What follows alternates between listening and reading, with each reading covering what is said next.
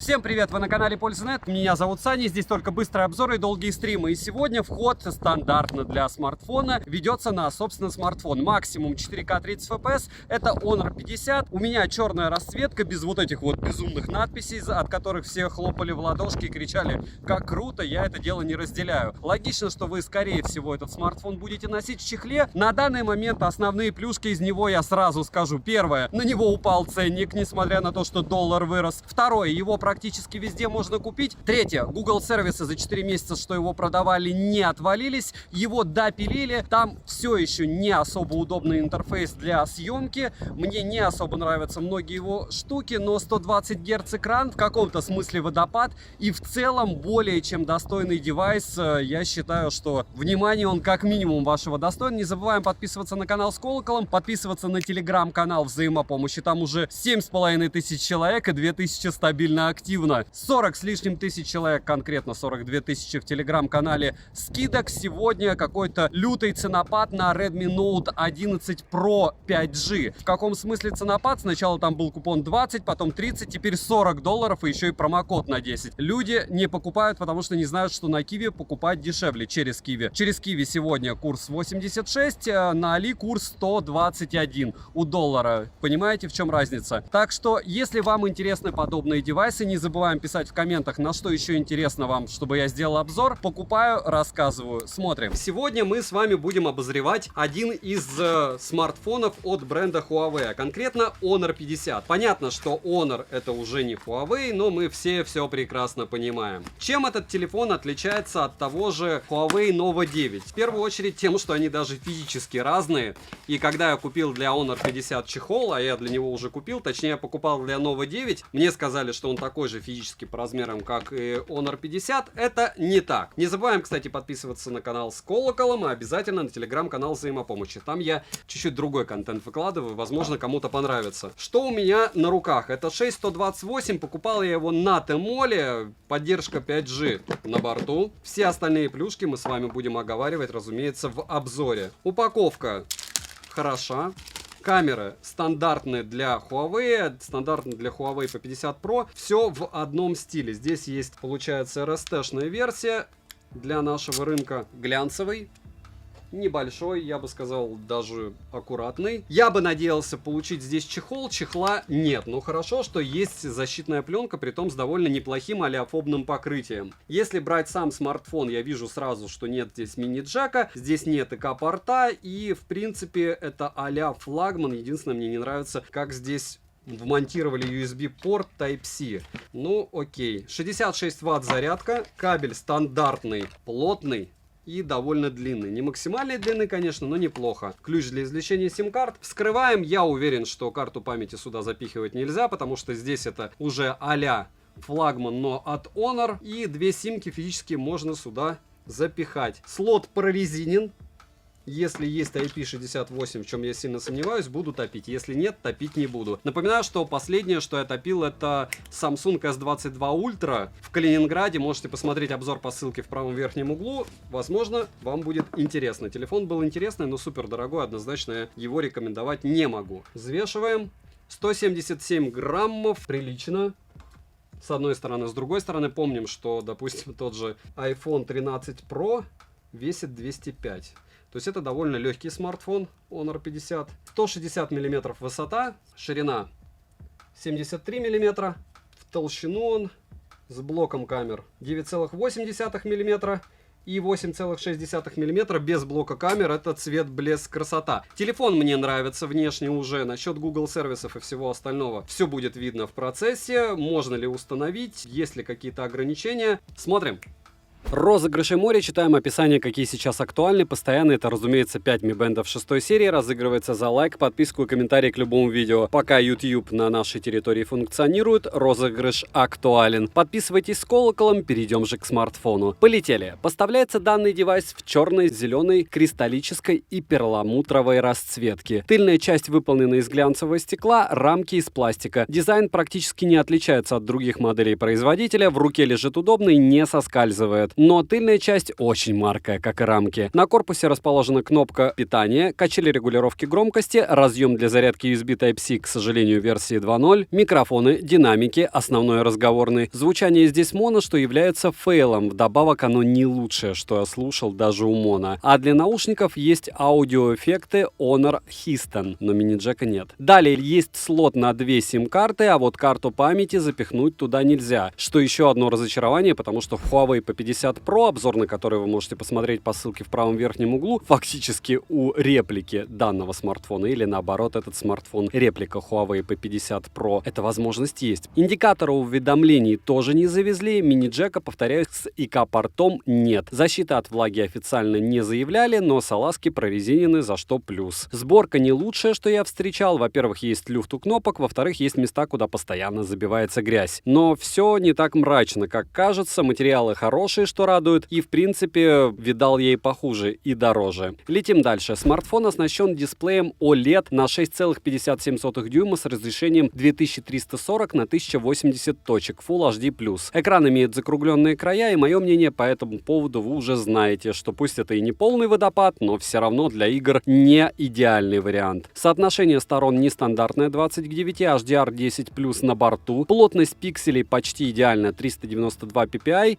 100% широкая цветовая гамма DCI-P3, практически у всех устройств дороже $200, так и есть. При прямом попадании света на экран яркости лично мне не хватает, лично мне хотелось бы побольше яркости, но пользоваться в солнечный день можно спокойно. Частота обновления экрана 120 Гц, на выбор также есть 60 Гц автогерцовка, тач на 300 Гц, которых более чем достаточно в основной массе игр. DC-диминга в наличии нет, шим на 100% яркости 3,2%, на 54,8%, на минимальной 12,5%, на нуле 10,8%. Я не восприимчив к шиму, но показатели меня очень порадовали и даже порадуют, я думаю, любого, кто восприимчив. Автояркость работает отлично, быстро подстраивается под освещение, что очень даже удобно. Под разными углами тон картинки слегка бросает в холодный оттенок, полноценную Always On дисплей в наличии. Далее, что неудивительно, мультитач, разумеется, на борту и берет все 10 пальцев. Разблокировать экран можно при помощи оптического сканера отпечатков пальцев, внедренного в экран и распознавания лица. Сканер отпечатков пальцев работает стабильно хорошо, но из-за его низкого расположения пользоваться им не совсем удобно. Да, такое есть расположение у OnePlus некоторых и у других смартфонов, но практически все после того, как выпускали сканер внизу, начали поднимать его в следующих моделях выше. Ждем это и у Honor. Распознавание лица срабатывает отлично, но не в темноте, а кратко ночью он работает не идеально. Подбородок внизу экрана есть, но небольшой, и особо он не мешается. Мне экран понравился, он четкий и насыщенный, цветопередача неплохая, скроллинг плавный, особенно в оболочке. К слову, темы только стандартные, предоставленные производителем. Чтобы найти другие темы, нужно покопаться на форумах. Летим дальше. Процессор Qualcomm Snapdragon 778G с техпроцессом 6 нанометров с 8 ядрами. Максимальная тактовая частота которого 2,4 ГГц, графический процессор Adreno 642L, интерфейс Magic 4.2 на основе Android 11 версии. Ко всему этому Google сервисы на борту, как вы могли заметить. Оперативная память LPDDR4X, Antutu показывает LPDDR5 почему-то, и доступна на выбор 6 или 8 гигабайт оперативной памяти, внутренняя же память UFS 2.1. И это такой тоже фейл на выбор 128 или 256 гигабайт. Имеется поддержка высокоскоростного Wi-Fi 6 серии, поддержка ненужных нам 5G сетей. Для 4G бенды 7 и 20 на борту связь устройства ловит хорошо. Проблем с датчиков приближения не было, звучание при разговоре отличное, микрофоны не подводили. Запись разговора в стоке отсутствует, VO LTE и VO Wi-Fi на борту, что хорошо. Вибромоторчик неплохой, но не настраиваемый. Bluetooth почти последней версии 5.2, NFC поддерживается, но на данный момент это не особо и актуально, к сожалению. Хотя, может быть, у вас Sony 4 и наушники так быстрее подключаются с NFC, но для оплаты вы сами знаете. Из навигации на борту GPS от GPS, GLONASS, Beidou, Giglio и QZSS. GPS-тест показывал точность 4 метра, при этом смартфон находился в 50 метрах от зданий. Странно и мало. Обычно для таких устройств минимум 3 метра. Это же Qualcomm. Правда, это и максимум, но все равно. Емкость аккумулятора 4300 мАч. В PC-марке я прогонял 2 раза. Первый раз 6 часов 30 минут и осталось 20%. Я проводил на 120 Гц на максимальной яркости. Второй раз выдал результат 6 часов 28 минут и осталось 20% при автогерцовке на максимальной яркости. На день вам его точно хватит. Смартфон поддерживает Quick Charge версии 4.0, Power Delivery версии 3.0 и быструю зарядку до 66 Вт, которая, к слову, в комплекте. С 0 до 41% зарядился он за 10 минут, с 0 до 100% за 37 минут, до 95 за 34. За час игры в Genshin Impact на максимальных настройках графики при 100% яркости улетает 30%. Играть комфортно, просадки по FPS я не наблюдал, смартфон не нагрелся до состояния печки, яркость не понижал, что очень даже хорошо. В любые другие игры играть можно без проблем, я устанавливал различные игры и в каждой из них он показал себя достойно. Беспроводной зарядки нет, к сожалению, но с другой стороны за эти деньги неудивительно. Из датчиков на борту датчик освещенности, датчик приближения, компас, гироскоп и магнитомер. Перейдем же к тестам. 60 минут тротлинг-тест проходит со следующими результатами. 241 гипс минимально, максимально 344 гипса, в среднем 293 гипса на 100 потоках. В Geekbench в сингл-коре 785, в мультикоре 2883. Это очень нехорошие результаты по мне. В 3D-марке показал Wildlife 2500, Wildlife Extreme 695, Wildlife Stress Test 2500, Wildlife Extreme Stress Test 695, Slingshot Extreme 5037 и Slingshot 6402. Тоже за эти деньги я бы не сказал, что фонтан. Вантуту выдал результат в 512 тысяч попугаев, что неплохо, а Storage Test показал довольно удивительные 37 тысяч баллов для UFS 2.1. Это прям очень странно. Очень быстрая память получается. Мне кажется, что здесь они что-то либо напутали, либо как-то нереально оптимизировали эту память. 30-минутный стресс-тест прошел не идеально, результаты вы видите на экране. Опять же, помогал нам в этом всем Antutu Benchmark. Результат искусственного интеллекта смартфон отказывается проходить, понятия не имею почему, но будем считать, что он залочен. Летим дальше. Основной блок камер с тыльной части состоит из 4 модулей и одной LED-вспышки. Направленного микрофона здесь нет. Основной модуль на 108 мегапикселей с автофокусировкой, широкоформатный модуль на 8 мегапикселей, датчик боке на 2 мегапикселя и макромодуль также на 2 мегапикселя. Как вы заметили, телевика нет. Стабилизация на борту только цифровая. Максимальное разрешение для съемки 4К 30 FPS, 60 FPS точно не появится, учитывая процессор. Фронталка на 32 мегапикселя находится в верхней части экрана, по центру и в размерах не маленькая. Максимальное разрешение для съемки 1080p 60 FPS, что неплохо. На борту есть ночная фотосъемка, портретная, также есть мультивидео и из интересного еще режим Pro. Замедленная съемка есть у основной камеры и у фронтальной, но ее впихнули зачем-то в режим мультивидео. Можно снимать как ускоренное видео, так и замедленное. Основная камера показала себя хорошо, как и цифровой стаб, но картинка заметно подтормаживает. У фронтальной камеры есть проблемы со светом, в принципе даже у флагманов есть такая болезнь. Короткие примеры вы сейчас увидите.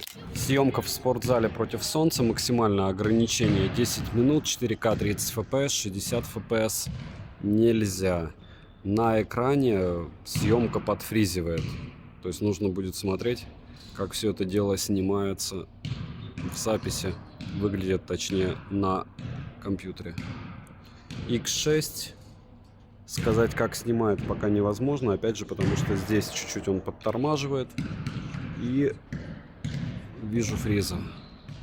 Можно ставить на паузу, можно фотографировать параллельно. Все еще 4К 30 FPS это максимум. К вопросу, где в Петербурге, под Петербургом на лыжах покататься. Да? Спортсила. Да, красота. И это март. Какой март? Уже 1 апреля.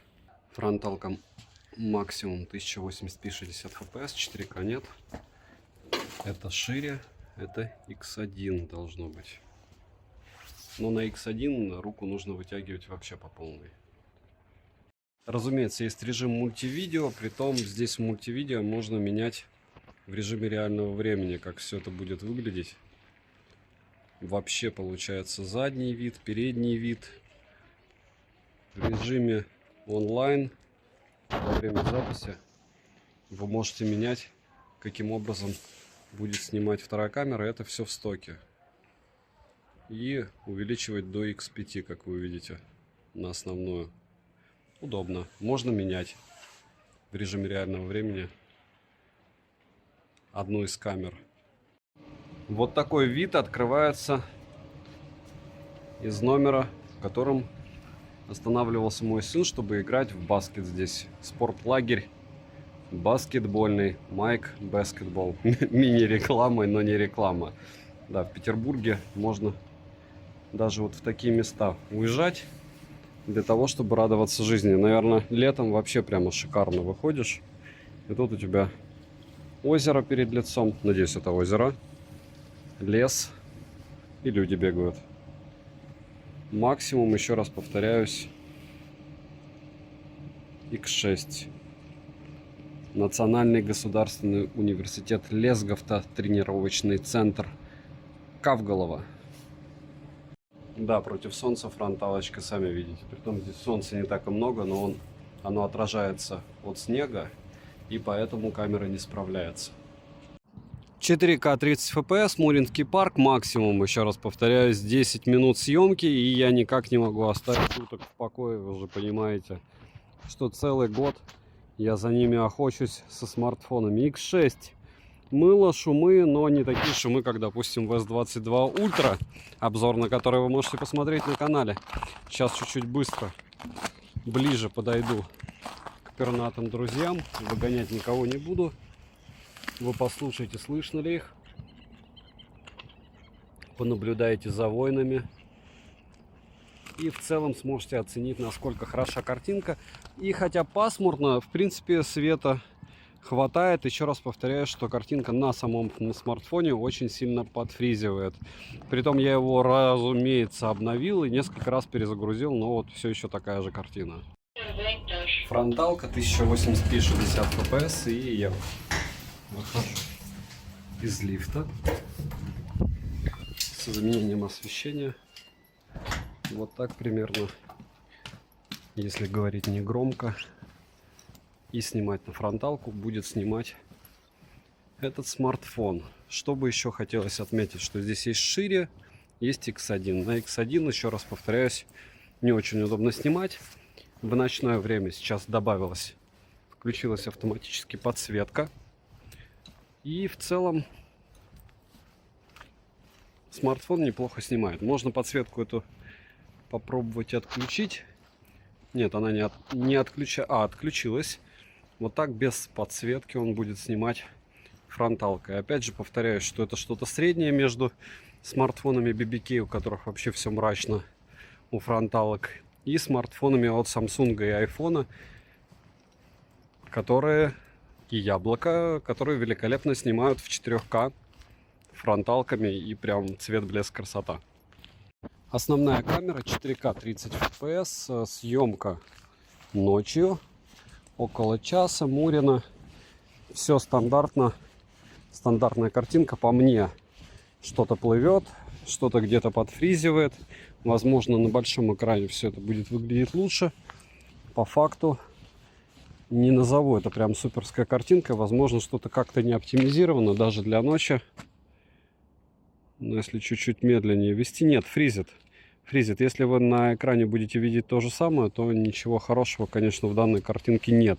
Притом, опять же, телефон максимально обновлен. Разумеется, на телефон я несколько раз перезагружал. Он не замерзший, я только вышел. Ну, хорошо, хоть не потеет. В отличие от китайских версий Xiaomi 12, 12X, 12 Pro. Напомню, что 12 Pro было еще у меня в глобалке. И глобалка не потеет. Немного теста на автофокус.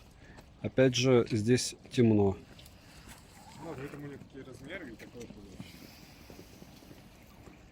В темноте все это дело отрабатывает не очень, но опять же, как вы видите, адаптируется постепенно. То есть с определенного ракурса и через какое-то количество времени, если объект не в тени, то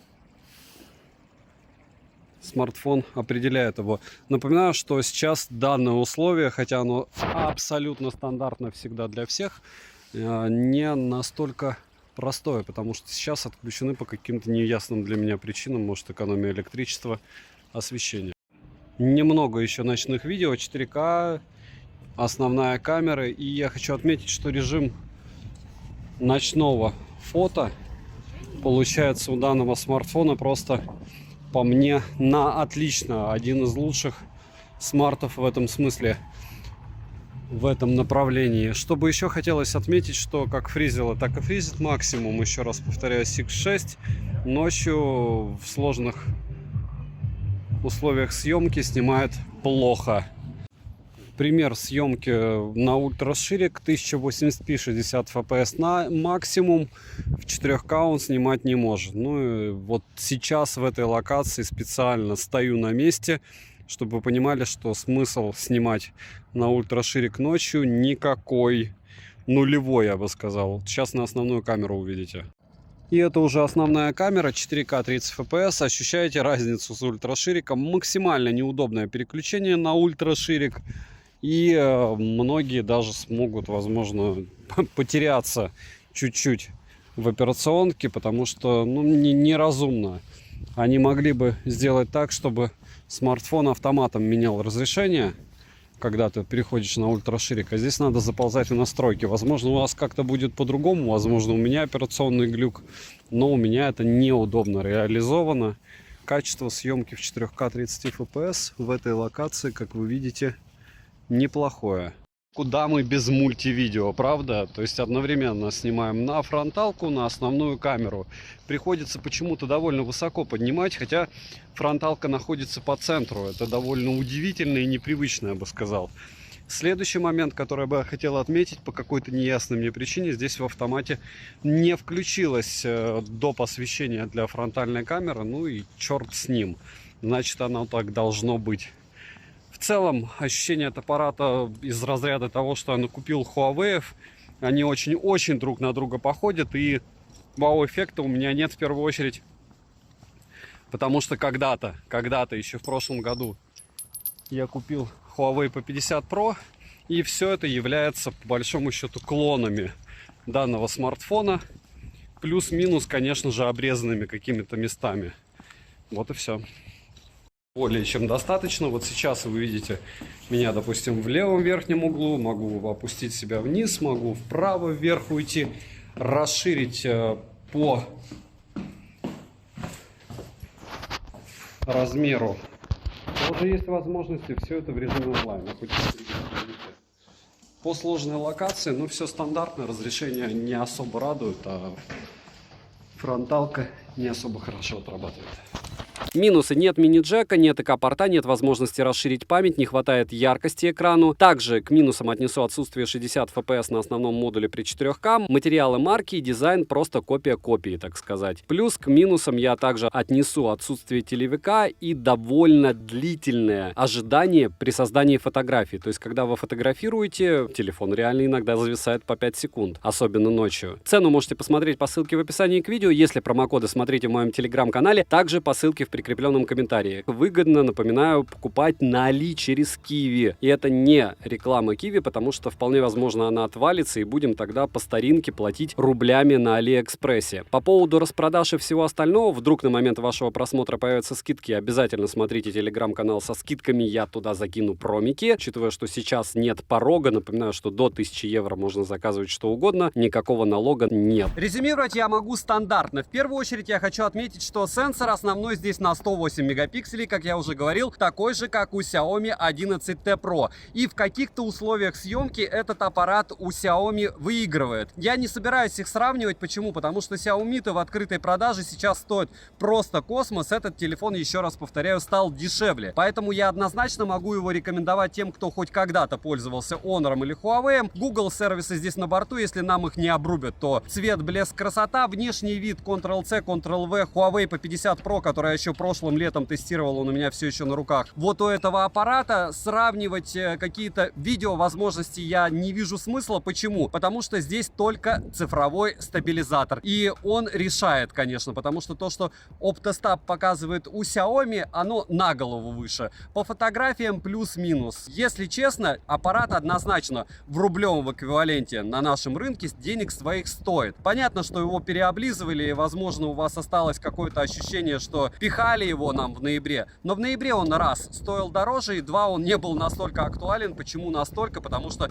повторяюсь, даже на том же Али я купил недавно 7 смартфонов. Прошло больше недели, мне отправили всего один. С логистикой просто лютейшие проблемы. Лютейшие проблемы все еще с комплектующими, притом во всем мире. И мало того, я не думаю, что все это будет становиться лучше. У Honor пока все, как и у Huawei, на нашей территории продается. Соответственно, будет хоть какой-то десервис. В целом, целом этот аппарат можно потрогать, пощупать, поюзать везде, в любом ритейле. Их еще море. Поэтому, кто не знаком, попробуйте, потестите. Мне больше всего не нравится непрямой экран. То есть вот основная претензия: 120 Гц здесь в каком-то смысле бесполезны. Не космическая автономность, хотя очень хорошая и быстрая зарядка. И рекомендовать я его могу. Не забываем подписываться с колоколом, писать в комментах, что еще купить для обзора.